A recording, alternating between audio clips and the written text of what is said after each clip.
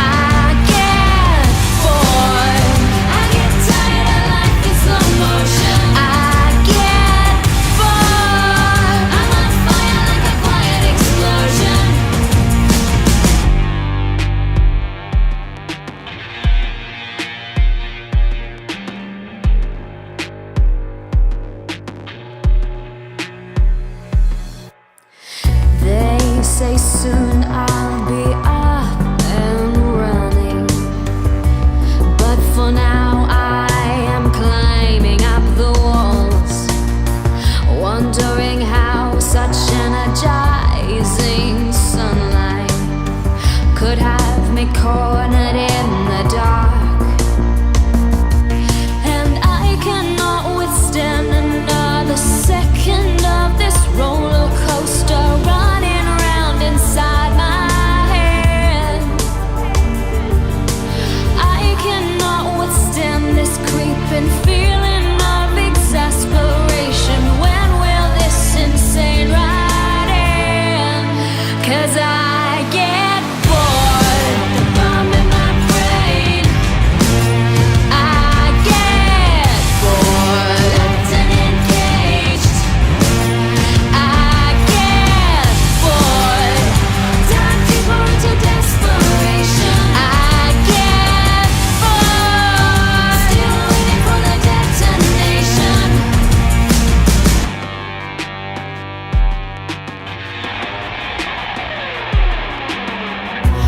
I'm all broke down, feeling high, and stitched back together in silence.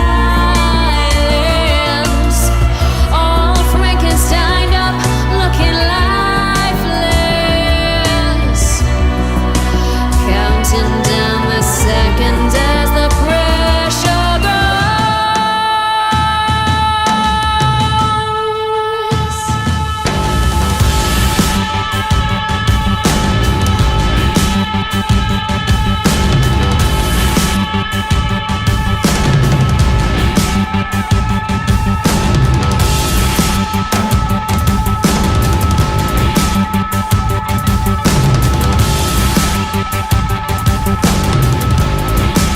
Cause I get bored, the bomb in my brain.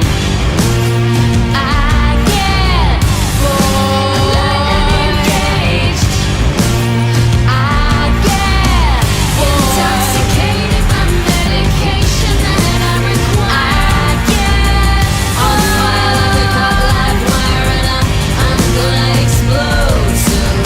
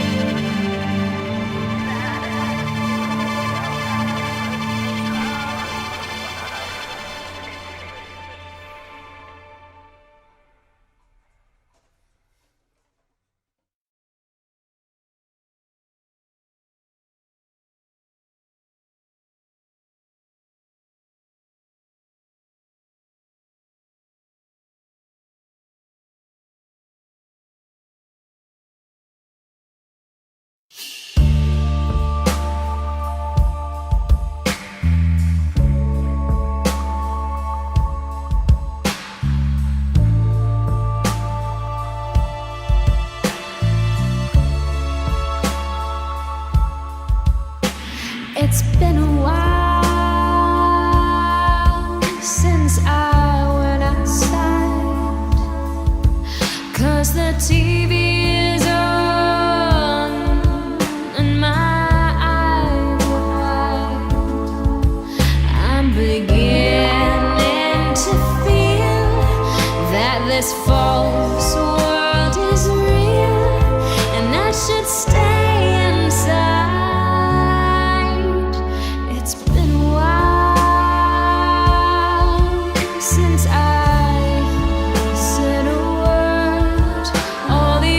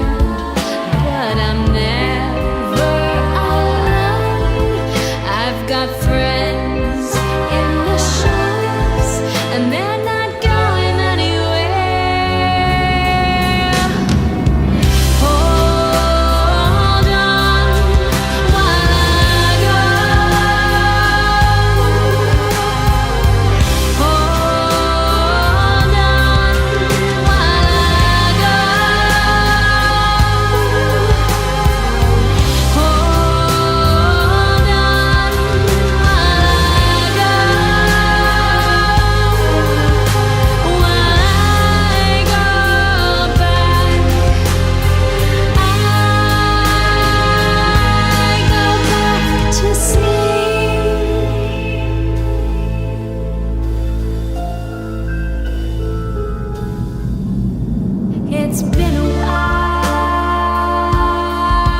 since I felt awake, tired of losing control.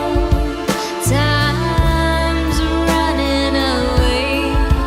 Tried to climb my way out from this dark hole of doubt, but I'm not going anywhere. Hold on while I go. Hold on while I go. Hold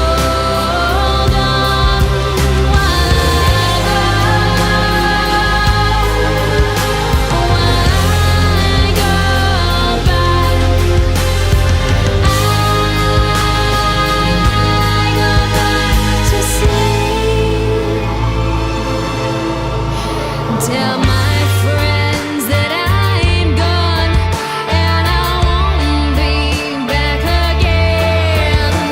Tell my friends that I'm gone. Please don't call for me again. 'Cause I'm wired and I'm tired. I'm so bored of everything. I'm in overload. I'm in overload.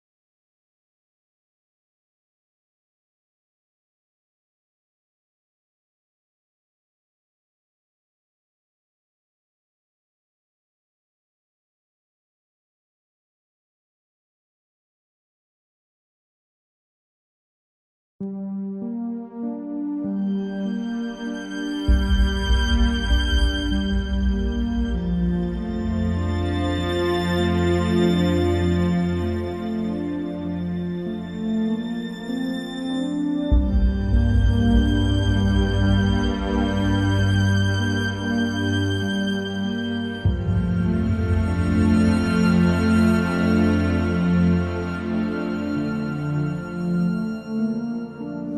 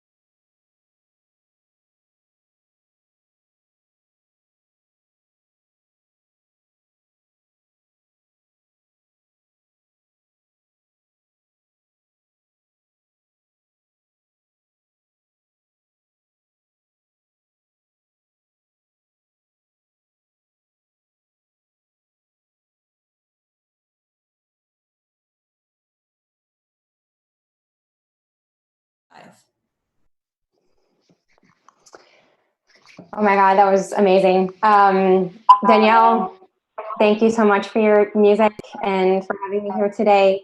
I'm Amanda Gukin and I'm a cellist, and I've worked with Danielle and both Dushan on projects last year, and I'm very grateful for Danielle for asking me to come here and ask some questions for you all today. This is so beautiful. Of course, we've been in you know, in, we've been in quarantine for about 2 months now. So I've got to just mute. Sorry about that. This is technology. All of a sudden I heard myself talking back, and it was the YouTube video in the background. So anyway, we've been all alone for 2 months now. And I've seen some really amazing projects come out of this online, but this was particularly beautiful. And so the most obvious question first is, when and how did you conceive this project? Sure. So this was something that I approached Dushan about because so obviously, as you said, we've worked together before. I've been such a fan of dance in general, but also specifically his work, both because we've worked together before and had a really wonderful collaborative experience, but then also because I just really enjoy it as a person who appreciates dance. And I'd been looking for ways to bring this record to life because it just came out a couple of weeks ago, and I'd really been hoping to do something creative with it that was a little outside of the box. I mean, we all do release shows. Well, not at the moment, obviously, but in general, we all do release shows and tour and do talks like this and make music videos and stuff like that. But because I have this background as a composer, and because I do have these long-standing collaborative relationships, I was really just looking for a way to bring some of that world into my pop writing, I guess, for lack of a better word. I don't know if you'd call this project pop or not, but I love dance and I wanted to do something creative with it. And I thought of Dushan because I wanted to do something that brought more of a sort of an avant-garde, modern, creative angle to what I was doing in a more commercial space. Does that make sense? Mm-hmm. Yeah. And so, I sent him the record and asked him if he wanted to do it. And then he miraculously was able to put all of this together working with his dance company over Zoom, which is just incredible. For a genre of art that requires on physical space and body language and being together, it's quite remarkable what you've put together, Dushan, and probably in a short amount of time. I don't know how choreography works in a sense of like, is it something that you could perhaps, like some composers are like, oh my God, I wrote this piece in a day because I was totally inspired. Or did you feel like the pressure to put something together quickly, considering we're sort of under this kind of the pressure of being in the now and all of this that's holding us captive in our houses? Thank you for Amanda for your kind words. It was a very quick turnaround because we really had less than 2 weeks to put all this together. But I feel very lucky because I've worked with my dancers for many years, so I feel like we have this understanding, and then it kind of lent itself to working in remote locations. We had one dancer, actually, he's not on the call at this moment, but Gary, the male dancer, he was in the process of driving across the whole country from New York to San Diego, California, this past week. So actually, we did not know what room he is going to even be in, and how we're going to address the choreography, or what the obstacles are going to be. But what's great about also having these limitations, I think it's every artist appreciates that, because then it pushes you into different territory and pushes you to explore different ways of working. And this is so unfamiliar to all of us, especially us in the performing arts, where it's really about the audience interaction. for dancers, it's also, their whole art form is about body and is about contact. There is a lot of partnering, so all of these have to be solos. So there's that one duet that we did with the wall in between, but it's still solos basically. So in that way, it's very limiting, and sometimes it was frustrating trying to communicate these ideas that I cannot really show as well. It's all through video, and it's filtered, and but in a way, I really enjoyed it. I mean, in the end, I think the product is great, and it was something very different from what I normally would do. But just Daniela's music was very inspiring, and she kind of gave me this full artistic freedom to pick whatever songs I wanted to do and what I wanted to do with them. So that was kind of freeing, and I could do whatever I wanted. It was great. That's so beautiful. And the solos, of course, are very apt for the time. And were all of the solos, was this a sort of a COVID emotional reaction, this choreography, or was it more of just a creative outlet where we all happen to be isolated and solo? Well, Danielle put out this record, and I don't know how long she's been writing it, but it all pretty much reflects on the situation that we're all in.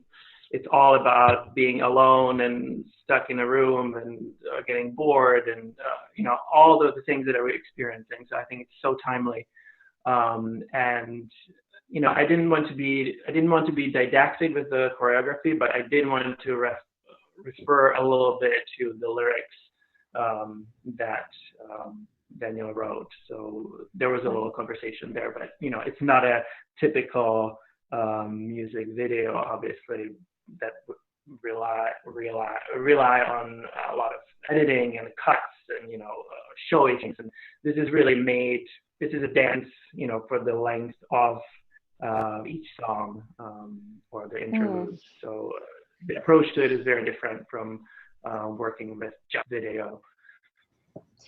Yeah, I mean, we were talking earlier, Amanda, about how it's so difficult if you're trying to make work of any kind at the moment, just by virtue of the fact that there are these limitations, even if you're not intending to make it something that references the pandemic, it does it does automatically, just because of the limitations that we have on our work and the way that we're forced to create at the moment. Dancers can't be out on stages, so they're in their rooms or in maybe outside or in these kind of smaller, more localized places, I guess. And so even if what you're trying to make isn't directly about what we're all going through, it can't not be, just because of the way that we're all having to exist at the moment. I was curious, actually, if you don't mind my reflecting the question about the dancers, because I've been wanting to talk to you guys. We've obviously been corresponding over email and everything, but how was the experience of learning choreography over Zoom?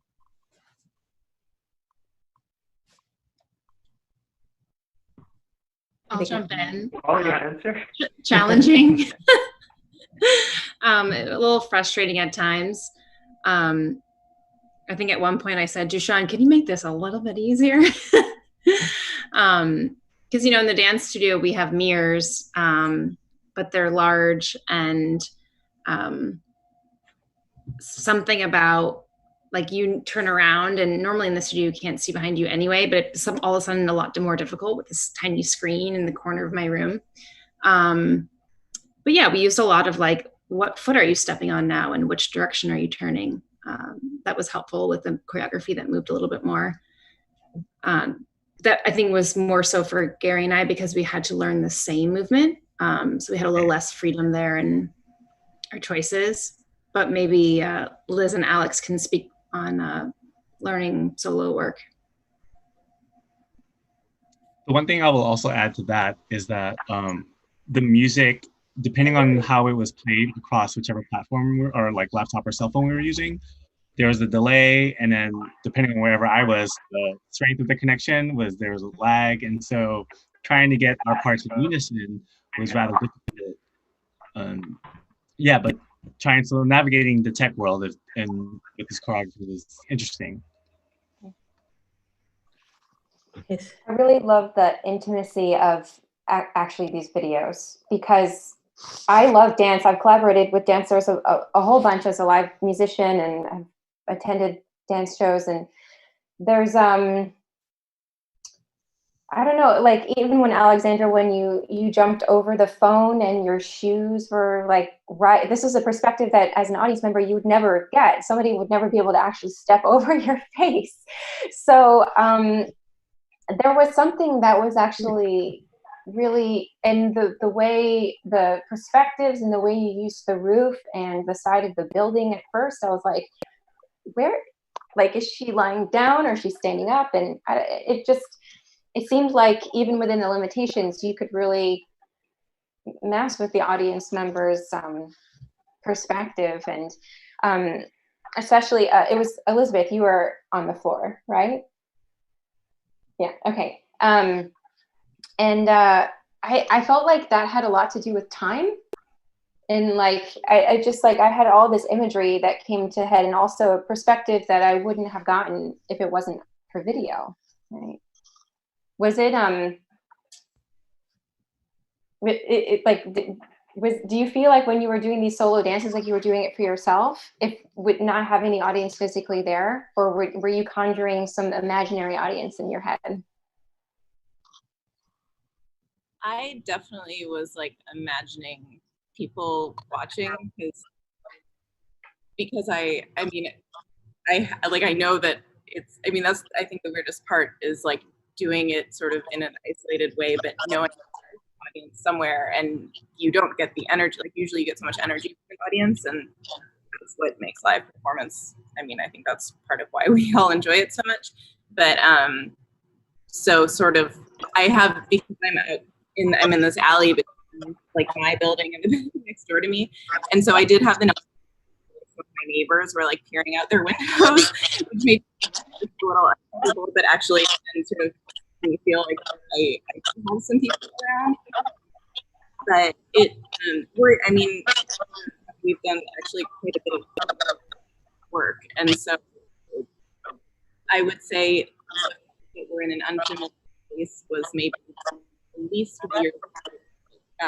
But then learning virtually. So when Dushan started, I actually had the wrong track.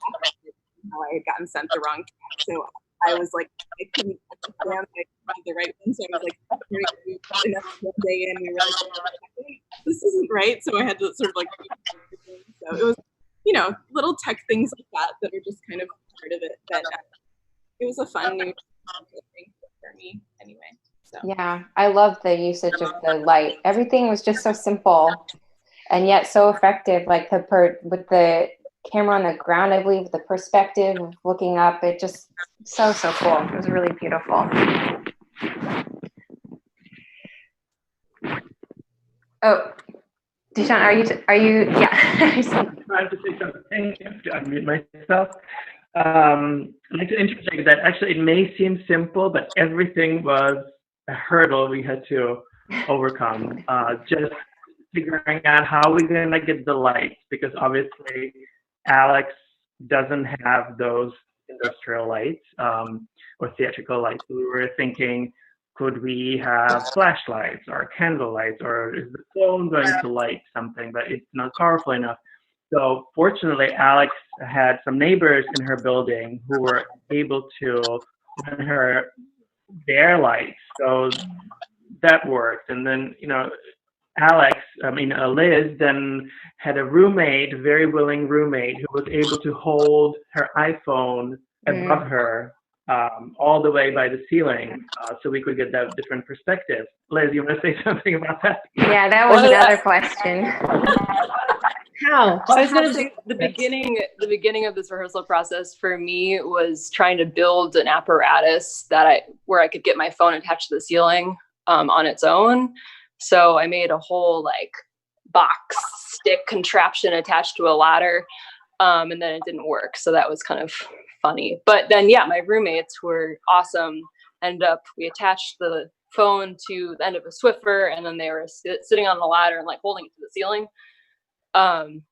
So yeah, a lot of tech things. They had very still hands considering they were holding a Swiffer. Yes. It was very well done. They're amazing. Good job, roommates. Thank you, roommates. Yeah, that's so awesome. We have a question that came in on the YouTube channel for Danielle, and she said, or they said, do you write / compose with dancers in mind? Sometimes it depends on what the project is.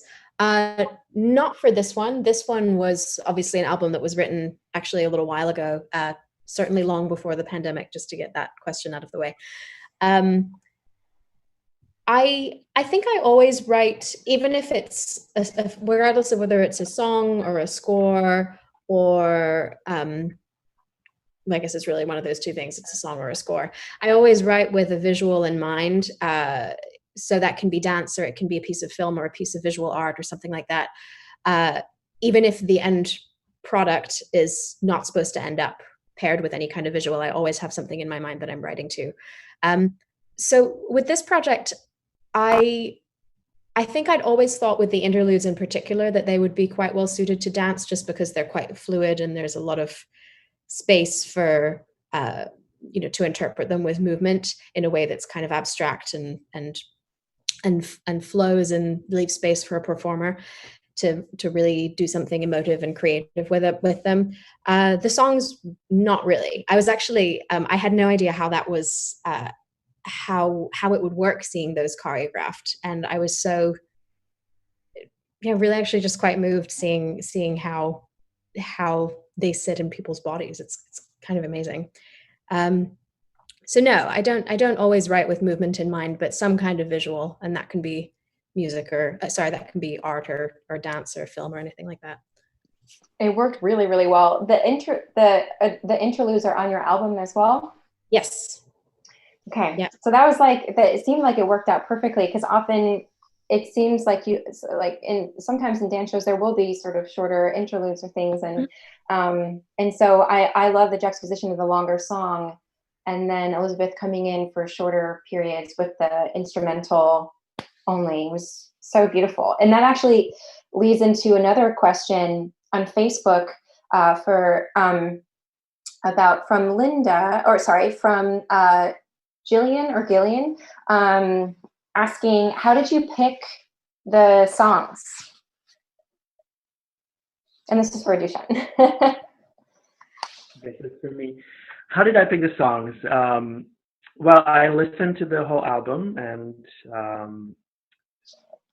Danielle said, just pick whatever you want and see what dancers you're going to have, and let's see what interests you and how you respond to the music.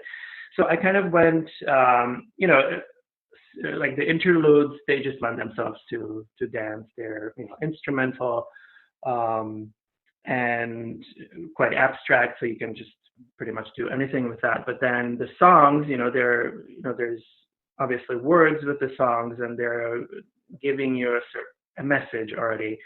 But for me, I think I went for the more dramatic tracks.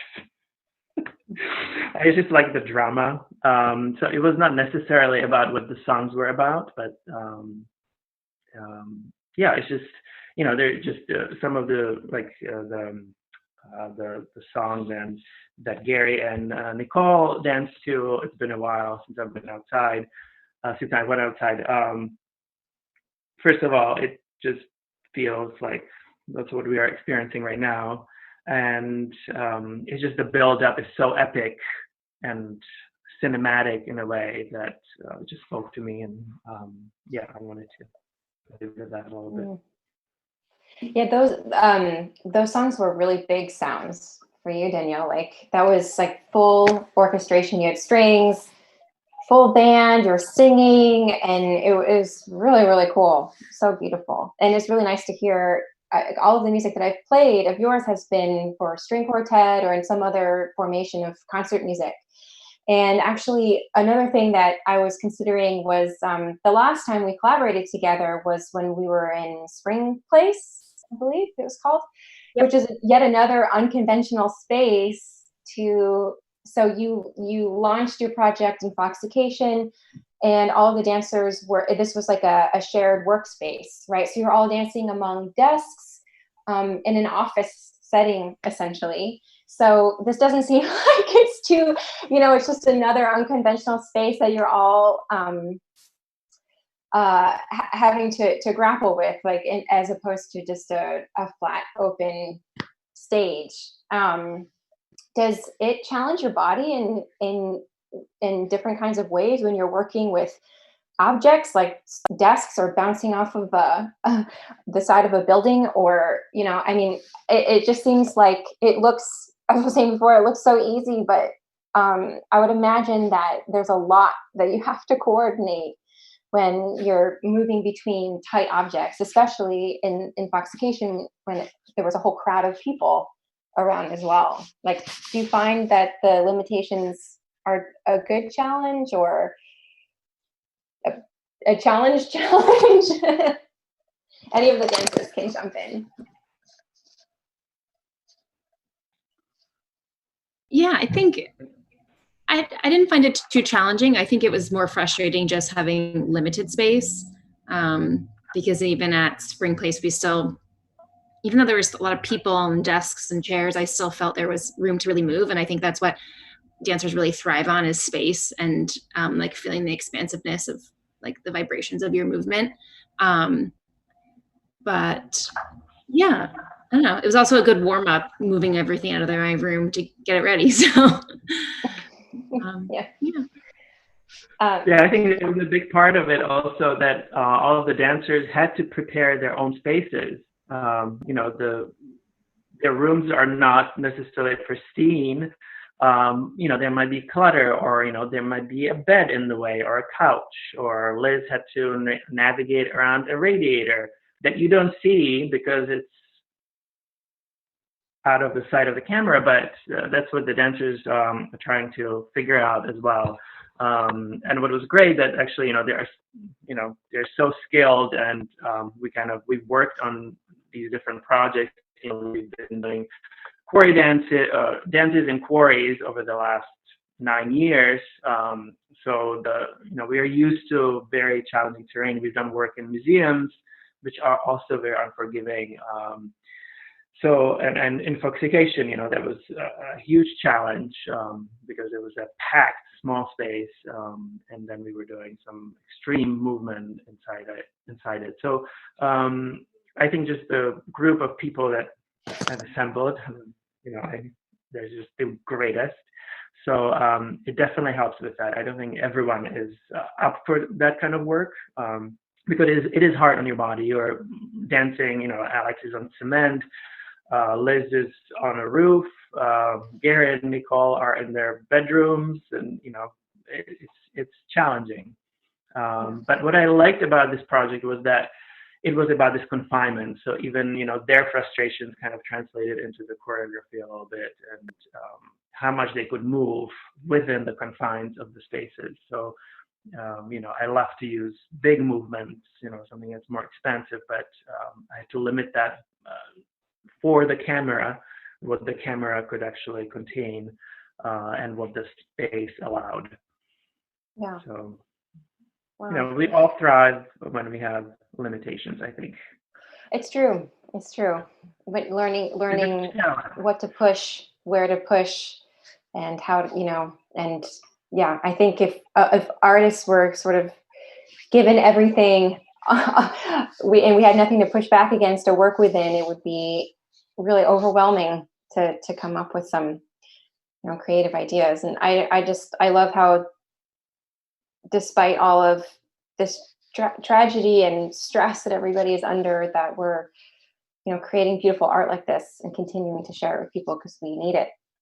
So with that being said, I think it's about time that we go into the second half of the show. So I think the only last question, if we have time for just like 1 second, there are other questions from audience members, so we'll get to those at the second Q&A, but this one should be pretty fast. Linda is asking where everybody is in the world. Where are all of the dancers right now? So Gary, where are you? I am currently in San Diego, California. San Diego, nice. And Elizabeth?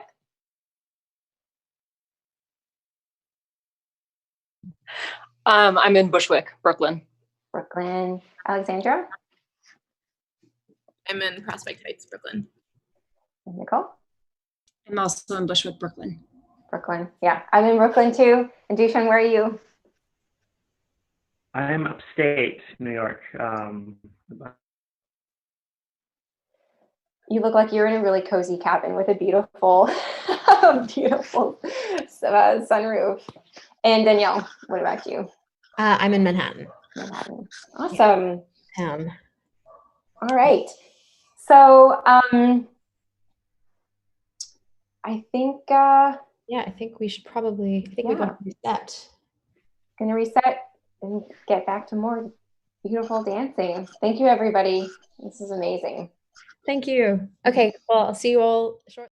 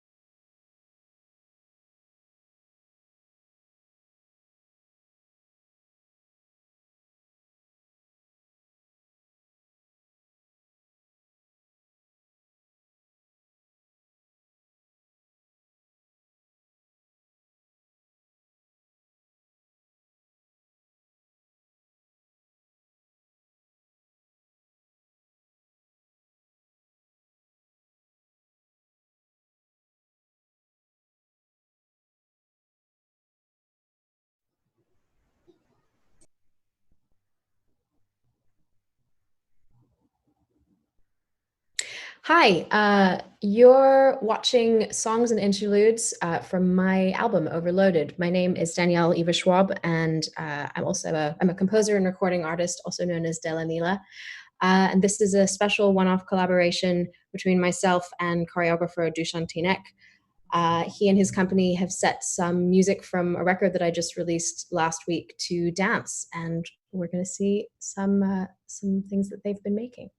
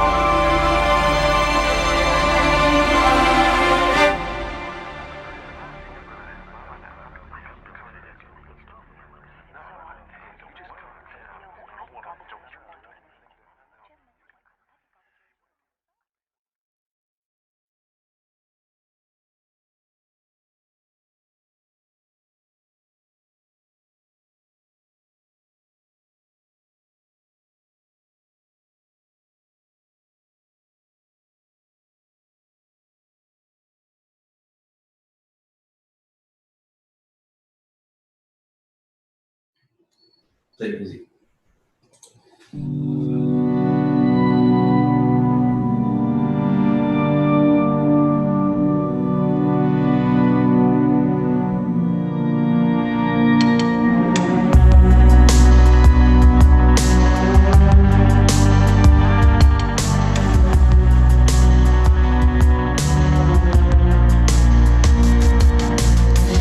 They cut me up because I paid them to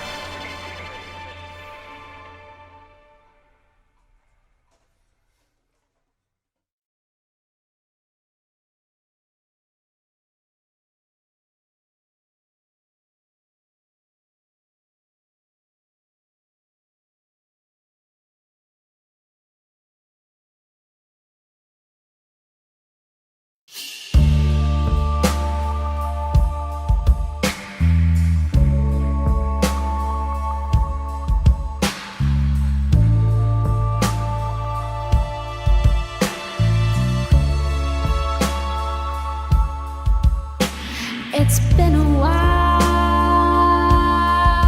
since I went outside, 'cause the TV is on and my eyes are wide.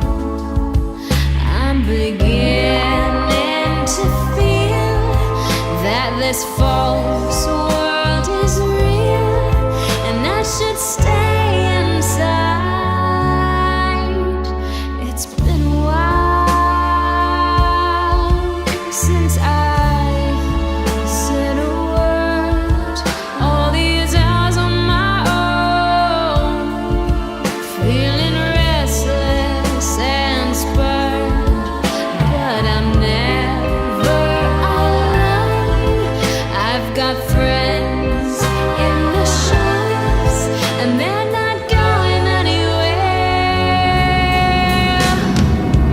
Hold on while I go. Hold on while I go. Hold on while I go. While I go back, I go back to sleep.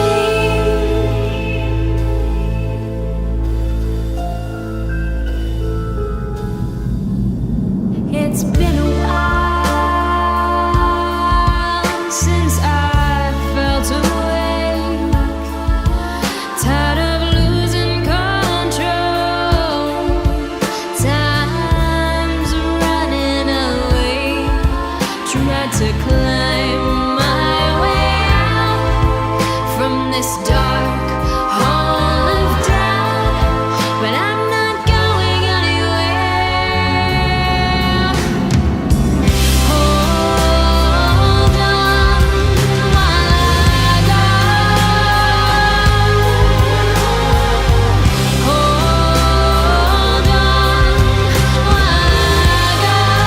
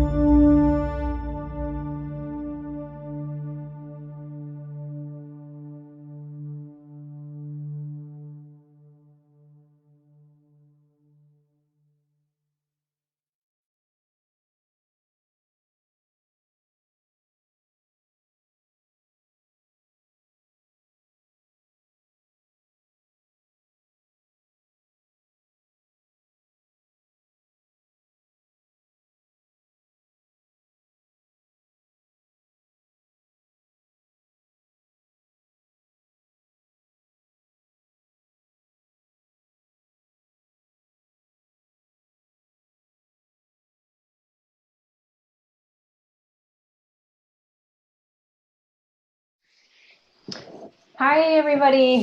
Thank you so much for joining us today. If you are a return watcher from our first half, thank you for sticking around. If you're just tuning in now, we're going to talk about the creative process that we just saw between these amazing dancers who are all putting together their choreography in the confines of their bedrooms or alleyways. And the amazing choreography and collaboration between Deshawn and De La Nila. So first, I just want to ask, in creating this process, were there frustrations or things that actually worked better than you thought they would, or possibly both in this collaboration? Sure. I mean, not being directly involved with the actual dance making myself, I feel like all I can really contribute to this is just to say that I have been so blown away by what these amazing creative people have put together, and it's just so far surpassed my expectations. Not that I had low expectations. I had obviously very high expectations because I think these people are just remarkable to start off with, but it's really come out it's come out so beautifully. It's like they're these gorgeous little self-contained pieces, but there's also a real arc to the whole run of them when you put them together. And we were speaking earlier on about how limitations can sometimes lead to innovation and creativity. And I think this has been such a wonderful example for me of that. Again, not that I had anything to do with the actual choreography, so I'll let the people who've actually been directly involved with that speak in a second. But I I just think sometimes from limitations can come really creative and innovative ideas. And they've done so much more they've done a lot with so little. And it's really just been quite beautiful to see, and certainly really quite it's moving anytime you see your work set to music, but particularly in these circumstances, because I know that there have been obstacles that have stood in the way of getting these pieces finished and out into the world. So Yeah. just because of the time. So anyway, and I'll let the others weigh in. Just wanted to say that. Well, Deshawn, how did you actually come up with, what was your choreography process for this? And was it completely different than how it would be in our normal artistic lives? Well, it was different and the same. First, when De La Nila contacted me about possibly choreographing something to some of her songs from her new album, I'm upstate New York, and gardening and trying to stay sane. And I was like, oh, we can actually dance. How great it would be, because all our other stuff has been canceled. So, or opportunities that were forming suddenly vanished. So,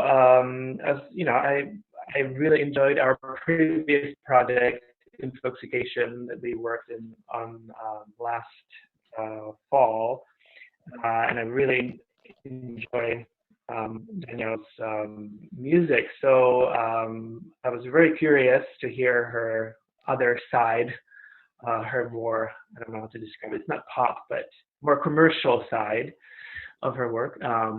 And I took it as a challenge because I've never done anything like it.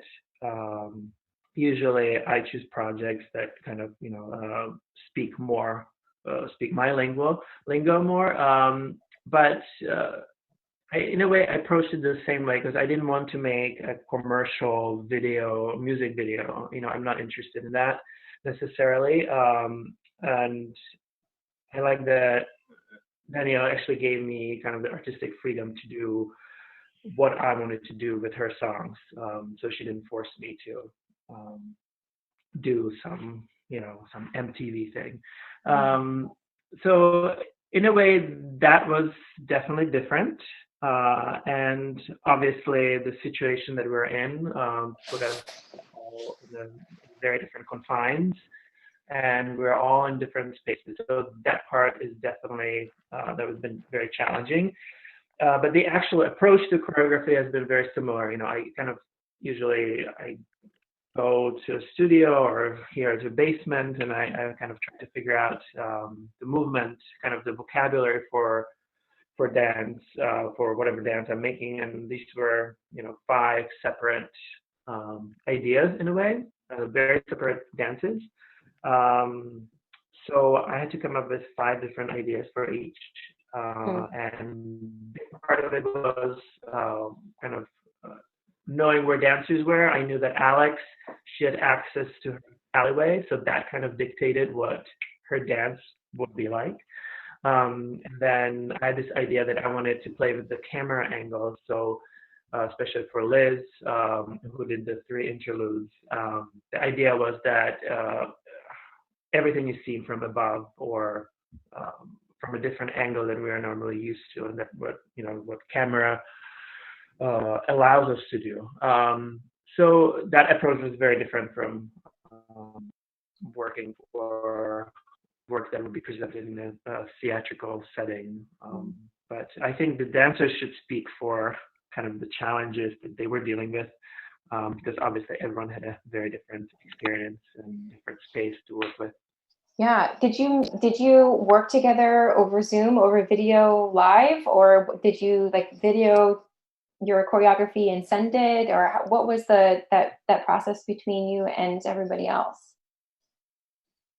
For me, Nicole, and Deshawn, we would call in together, and it would be the 3 of us. And Deshawn would teach us a unison phrase that came at the tail end of the song that Dale and Neela made. And the frustrating thing for me was the speed at which things that would get solved in the studio setting took much longer in terms of the unison part, like the degree at which an arm was held or which foot was used when. So we'd have to go back and forth through that and figure things out that way. But it was a challenge. It wasn't so frustrating that it became like annoying, but it was an interesting different way of working. Mm-hmm. And the way in your duo, the way the cameras work, I mean, it was really well set up, and I don't think that we really realize how hard this is to actually make something look, so the angles that you have to, this is not something that's like, oh, let me just set my camera up. You really have to find a specific spot, a specific angle. And it was so well done. And it was done on your phone, right? Or on a computer? Yeah, I'll give that part up to the editors that Daniela worked with, because we kind of just set the camera and hope for the best in a way. At least on my part. Yeah. Right, because you don't know, you can't really see. Yeah. Wow. But I thought I really just was. I never would have actually imagined something like that, which is what's kind of fun about. Not fun. This isn't fun. Like what we're all going through, but the creative process, I wouldn't have actually really envisioned something like that. And you don't know until you see it, and you're like, wow. And so did you, for both of you, and Nicole, did you imagine each other on the other side of the wall? Like, were you sort of pretending that your partner was there with you? Yeah. Partially. I think I was more nervous about my neighbors that live right there because we have very thin walls. But, a lot of the rehearsals we had, I would actually pin Gary in our Zoom call so I could see him and like confirm that my timing was correct, because Gary's 9 times out of 10 correct. And yeah, so I think he was like naturally a part of it because he was naturally a part of the creation process. Mm-hmm, mm-hmm. Yeah. But in a way, so much of the song and a lot of the movement is like very personal. So in full honesty, I think when performing it, I felt very, very solo, but there was this idea of Gary somewhere, but he wasn't necessarily on the wall with me or on the wall behind me. Do any of you feel like the process, because we're creating in isolation now, right? And do you feel like the process made you feel more connected to the world, or perhaps even more isolating of dancing alone? I think it helped. It's hard to feel a sense of purpose right now because we're all stuck, and a lot of us.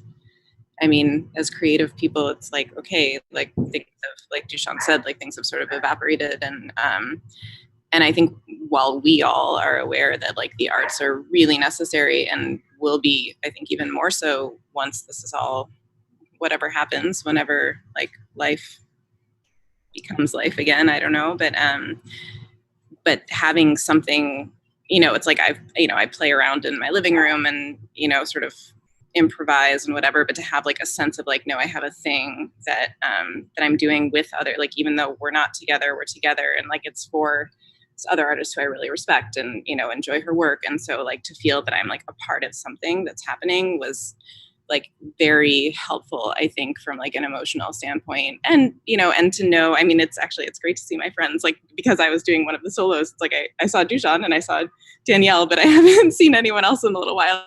So it's nice to just even, this is what we have. So it was very grateful to have the opportunity to have like a reason to, to do something like for real, so Right. I was grateful.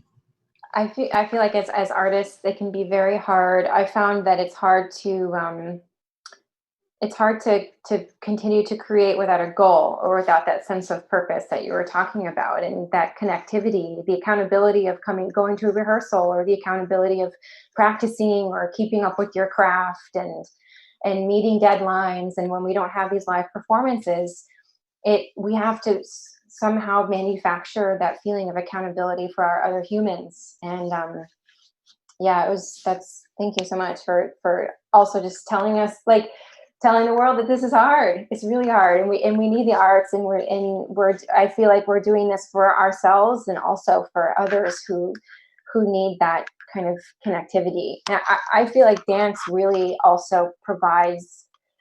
There's something about watching. I've seen a lot of, as a musician myself, my Facebook feed is primarily loaded with concerts, performances. And so this is one of the few live dance performances that I've seen. And there's something about the movement and giving your body, like, as musicians, we're sharing our music, but not always sharing our bodies, right? And there's something about the reaching and the pulling and the of just seeing somebody who's moving around in a space that's like my own, like in their bedroom or in an alleyway, and feeling like we're there together, and in a way that I actually don't feel as much in a dance show. I feel that fourth wall a little bit more. But here it's like we're just like friends hanging out, and and before it's Elizabeth or Liz you go by? Liz. Okay. You were saying before at the first show that you got some help from your roommates, and I wonder they attached the camera to a swiffer broom, and outside of this, I don't know what your relationship is with your roommates or what they do, but would they normally be involved in your work in this kind of way? I feel very, very lucky and fortunate right now to be quarantined with. I have two roommates they're both dancers, working in different capacities. So they're so supportive of making art and dance, and we often dance together in our living room. So I just feel really lucky that they were willing to jump on for this and excited to help. Yeah. Wow, that's really amazing. That's so cool, and it was so beautiful too. In the way, just all these perspectives that we wouldn't have, I don't think anybody of us would have ever seen somebody dancing, a professional dancer dancing in their bedroom for the world to see, or get that kind of in a live show, that view from the top, right? And often dancers are on the floor, but there's just a different perspective. And so an audience member asked a really interesting question about working remotely, And this is for Daniela, but I think it's really for everybody who wants to jump in. And they asked what were, if there were any like hidden benefits of actually working remotely, or things that maybe surprised you, that you enjoyed that you wouldn't have otherwise thought of. Sure. I mean, so for this question, as the previous question, it's in some ways difficult for me to answer this because I was not the one who was dancing on the floor or out in the hallway or trying to figure out how to communicate and over Zoom and arrange complicated choreography. But I guess the advantages, I suppose, thinking about something that Alexandra said a second ago about it being important to, I guess, keep making things and have some accountability and feel like we're still moving forward. I guess I haven't been thinking of any of these live streaming projects, and I've done a couple of them now. They're not substitutes for performances at all. They're just a kind of a different thing that we're all doing for the time being. And I think that our job as creative people is to really just figure out what we can do at any given time with the tools that we have at our disposal. So I'm looking at these things just as something else. It's not, I mean, it is a performance in the sense that like our skills as performers, composers, choreographers, arrangers, whatever, carry over. Obviously it's not so drastically different that the rules don't apply, but it's a different platform and a different medium, and you have different ways of engaging with audiences.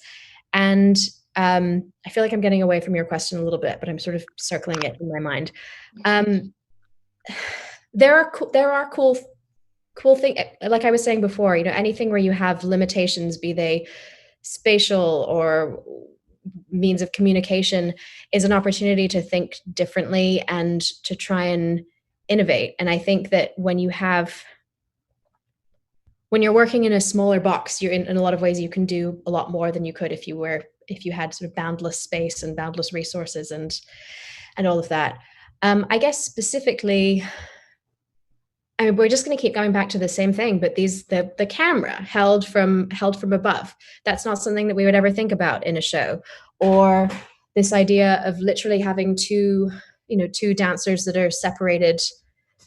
If you were to see that staged in a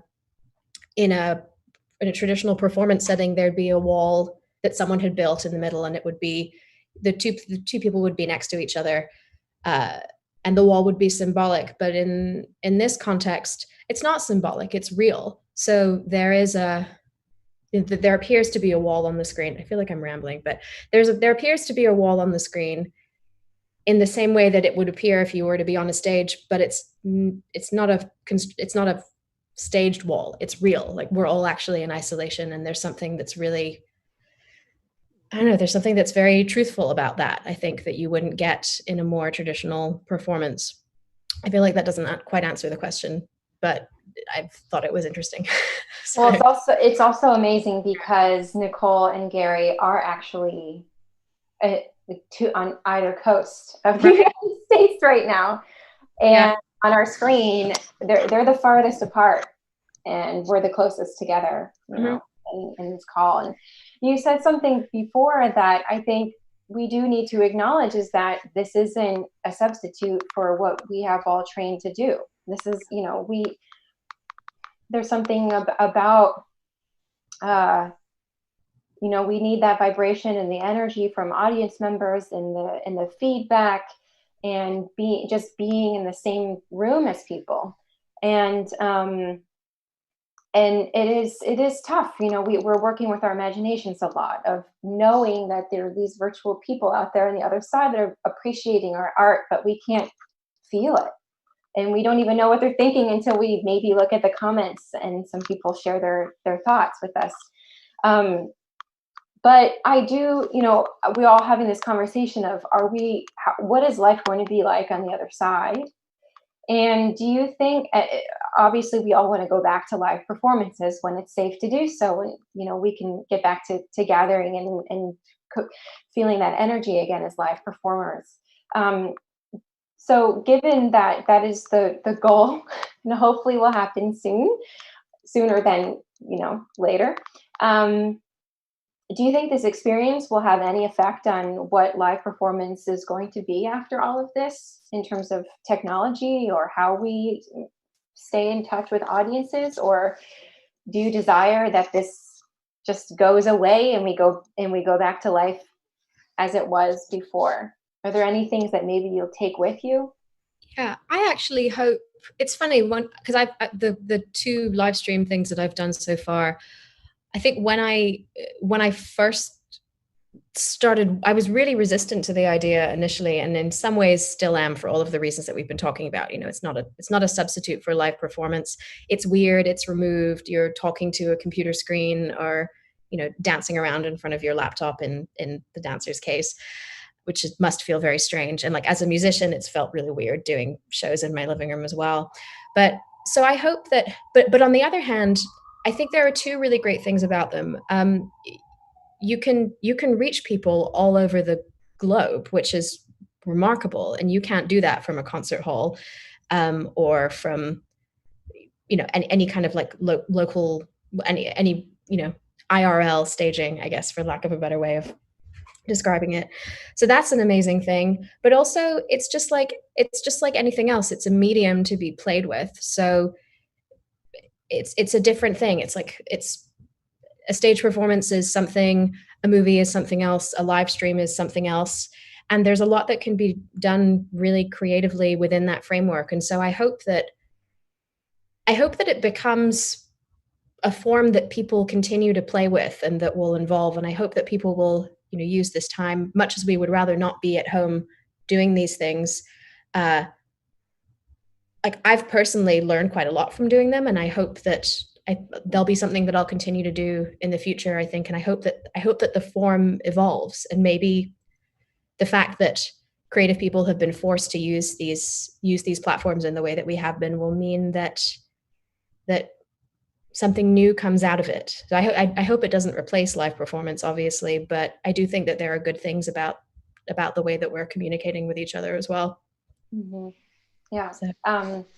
What about you, Dushan, and dancers in the company? Do you think that, will you take some inspiration from everything we're going through and carry some of this with you on the other side? I think we have to. I mean, as Daniel said, it's not a replacement, but we don't know what life is going to be like, how we are, especially in the performing arts, how it's going to affect us. Can we have large audiences ever again? We don't know.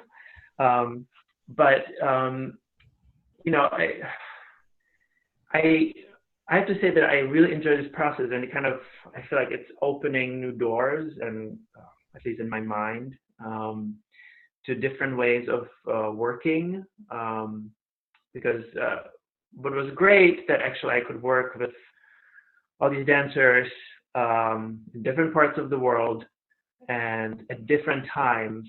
And usually, when we work in a studio, I have to schedule that everyone is available at the same time, so it can get very difficult, and you're trying to schedule around their jobs and all of this. And this was kind of one-on-one. We could just like, I have an hour available here, and we can do something here. So that was in a way freeing. And just kind of looking at arts, performing arts, especially dance in general, I think, I feel the dance audience, the live dance audience has been diminishing for all of us, and the concert halls and theaters, because everyone is glued to their screens and everything is available at the touch of your fingertips. And I think this is just another medium that I think we, especially as dancers, will need to explore more, because people want the comfort of their home, and they want to watch something that is still extraordinary, but they might be not inclined to put on a coat and pay whatever the amount is for a ticket and sit in a darkened space where they have to be quiet and they have to be there for a certain length of time, and you have all these limitations. So I feel like, we'll have to explore that, and obviously no one knows what the future holds yet. But I think it's an interesting medium. And I was just, when we're doing this project, throughout the whole time, when I talked to others, you know, the dancers and Danielle, and we were just saying that it's kind of actually amazing that we can do this. I think 10 years ago, we would not have been able to do this. Like the technology did not exist, or parts of the technology didn't exist, or, you know, and this is still in a way rudimentary. You know, we're still losing connection and, you know, the sound may go in and out. But, you know, obviously technology is improving. And I think, you know, once we have holograms and whatnot, you know, we'll be able to have a holographic performance in your room. I mean, the possibilities are kind of amazing, you know. Yeah. Uh, Sign me so up for that. whatever the Holograms. Yeah. Virtual reality. and of course, you know, you cannot replace a live audience and the experience of live performance. I mean, there's nothing like it. I mean, if you have a great experience, I mean, it's so transformative. I mean, I think we've all had that when we see a great shows, and it's just it just touches you in such a way that nothing else can, in a way. So we definitely don't want to lose that. Yeah. But yeah, it's harder with technology. Obviously, there's that to remove. I mean, you were talking, Amanda, about fourth wall, especially in a theatrical setting. But you know, what is this wall here that we're talking? You know, Right. virtual wall in a way. Mm-hmm. That even though you're in my living room, you are so far away. Right. That, Yeah. you know, what is it? Liz, you were going to jump in before and say something. Yeah, I mean, I was just kind of thinking about your comment about, you know, you're talking about how, you know, we can't be performing on stage and we can't have large audiences, but it's interesting to think about that because I feel like for myself and for a lot of folks in dance community that I've worked with or I know closely, it seems like because the dance audiences for people coming to theaters has diminished a bit in the years past. I feel like most of my training and projects that I've been working on the past few years have been mostly like in different spaces and not on the stage. So in museums or outside or in, you know, like random alleyways. So it feels like this is sort of kind of the next stage of that. So I don't think we're as unfamiliar with working in this medium as maybe we think we are. Yeah. Yeah. We were talking about before in the project that actually all of us collaborated on last fall, Infoxication, and you all were dancing among desks and chairs and people in a workspace. And some of my favorite concerts and performances to attend are in those unconventional spaces, and possibly allows or sort of demands a smaller audience just by the restrictions. And another thing I was thinking about before we, I think, have to wrap up was thoughts on accessibility. You know, the concert hall itself, as Deshaun was saying, and a couple other people were saying, that the audience is diminishing, but also is sometimes a very specific audience. And you know, like you said, Deshaun, like putting on a coat and sitting in a theater for an hour and paying whatever ticket price it is, which especially in New York City is getting more and more expensive as venue rentals get more and more expensive, because rent for these venues is more and more expensive, and everything is sort of just like, when is this bubble going to pop? And I was really taken with the fact that you know, for people that really can't be going to see live dance all the time for whatever reason, it's amazing that you know, we can actually have a closer look. And I was saying before to Alexandra, like seeing you like jump over my head in live time is not something that could happen in a theater, you know, or maybe I guess it could if you really. I'm sure there have been some really experimental things.